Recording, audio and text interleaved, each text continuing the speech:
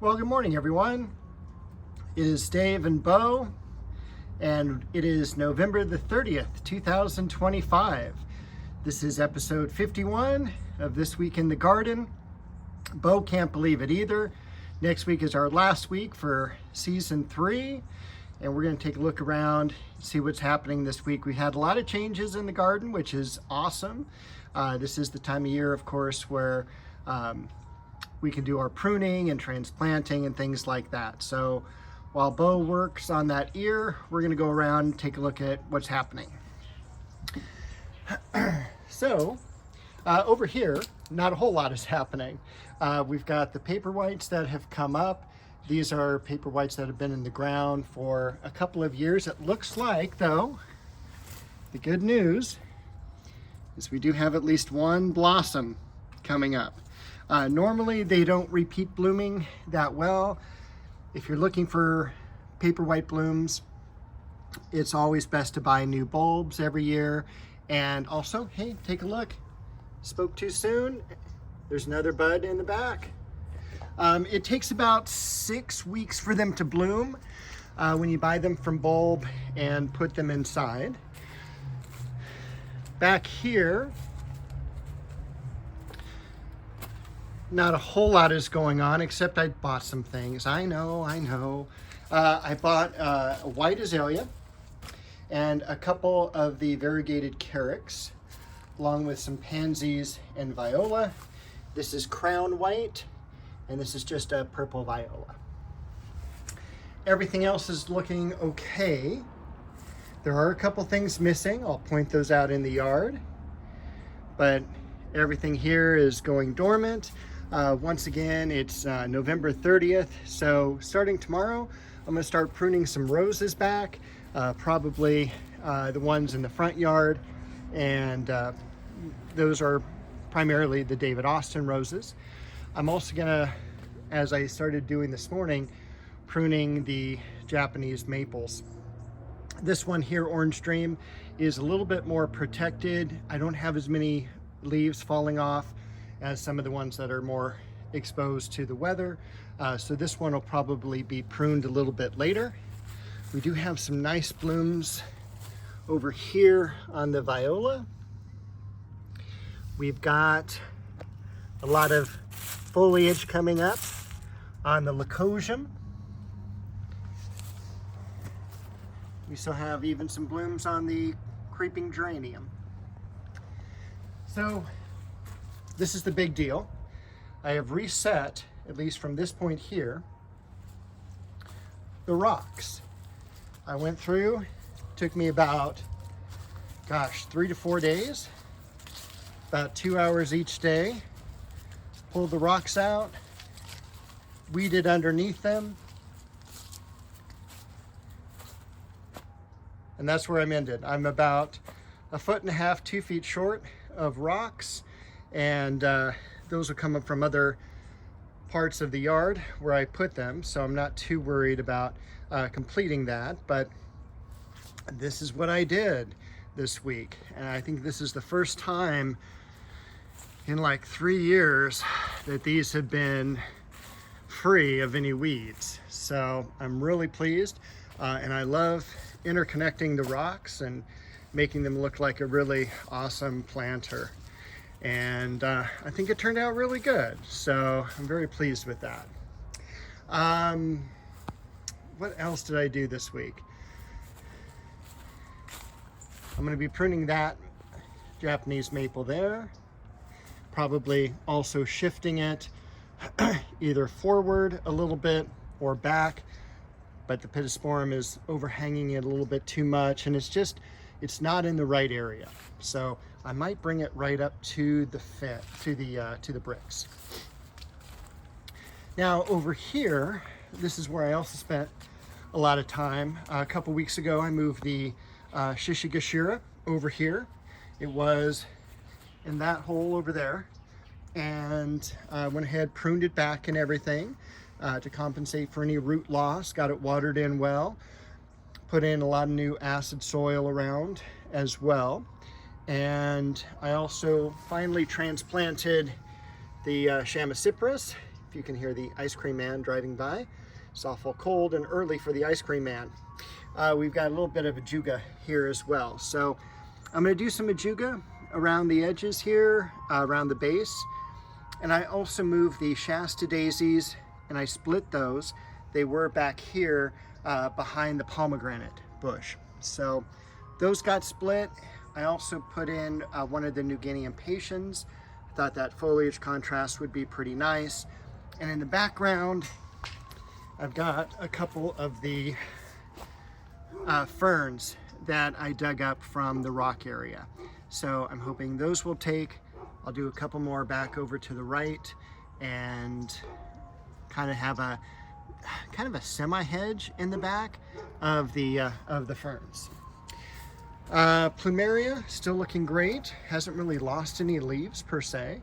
But this morning I went ahead and I pruned this bloodgood Japanese maple. So went ahead and pruned it back just a little bit in terms of height. So I kind of have it even with the ivy on the fence. I know it's kind of tough to see here because it's just stems, but cleaned out any crossing branches, any branches that would be too close. The cool thing with pruning, if you're undecided at what to prune out, just leave it and then come back to it and fine tune it. Because I'm already thinking like this branch here is probably too close to these two branches. But again, we'll see. It's not anything that needs to be done today. Back here, everything is looking good. Look at all the new blooms on the heliotropium. Isn't that beautiful? And they do have a fragrance to them, and it's very similar to what I would consider like walking into a nursery in springtime.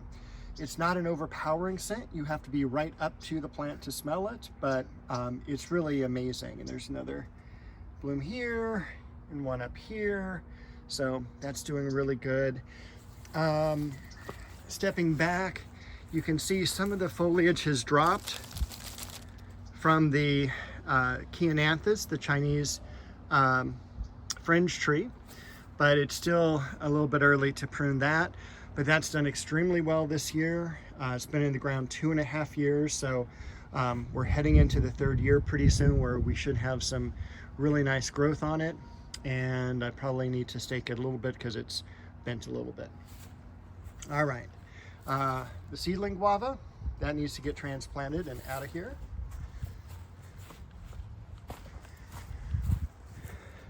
Magnolia Elizabeth.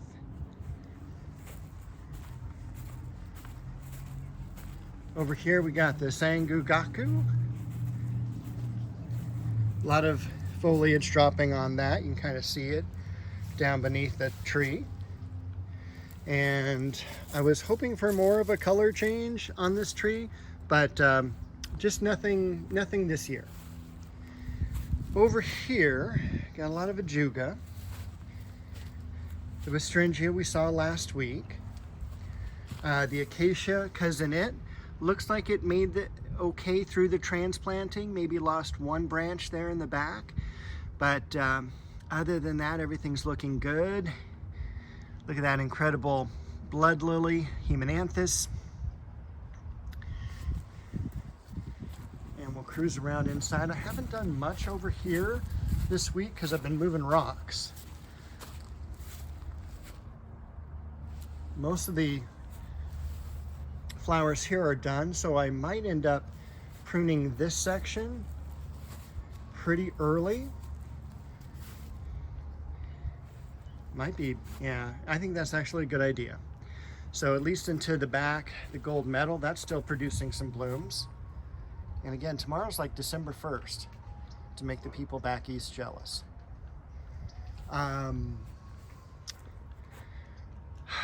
The almond bush, I wish would have grown a little bit better this year, but I know I did hack it back horribly last winter and probably did a little bit too much. So I'll thin it out, but that's about all I'll do this year. I'll probably cut this one tall branch back just so it's even with everything else. Sweet pea bush, every week just to stand out. I'll be pruning the Leonotis as well. Got a few leaves left on the multi-branched plum tree.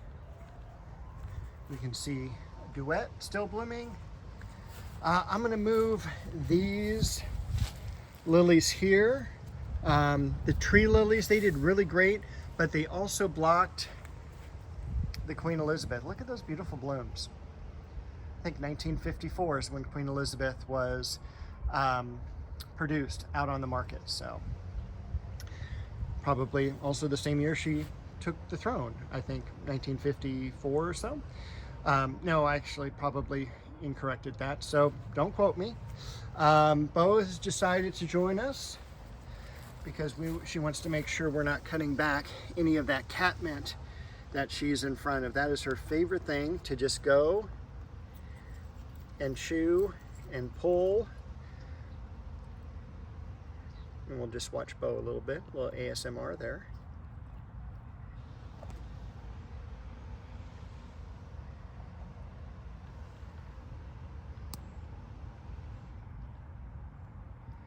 All right,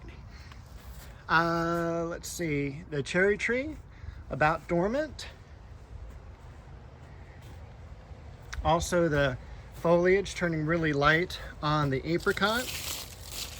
Not really a whole lot falling off yet. Normally it's really fun when these turn really yellow. You could just run your hand across the stem and all the leaves come off in your hand.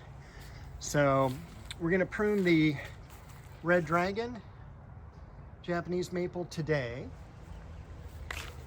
Most of the leaves now falling off of the apricot. These are pretty much done for the season too, as far as blooms go. So this might be a good bed to start with as well. So lots of pruning to do. It's gonna be a very busy week, both personally, professionally, and in the garden. So pretty wild. All right, so that was a 12-minute lap around the garden, and I hope everyone has a great week. We do have a chance of rain, I think Wednesday, but other than that, I did water for the first time since our rainstorm a week ago. I watered yesterday just for a few minutes, just to make sure nothing got totally dry or anything like that. Looking forward to pruning that magnolia too. Let's drop those leaves. All right, have a great week, everyone.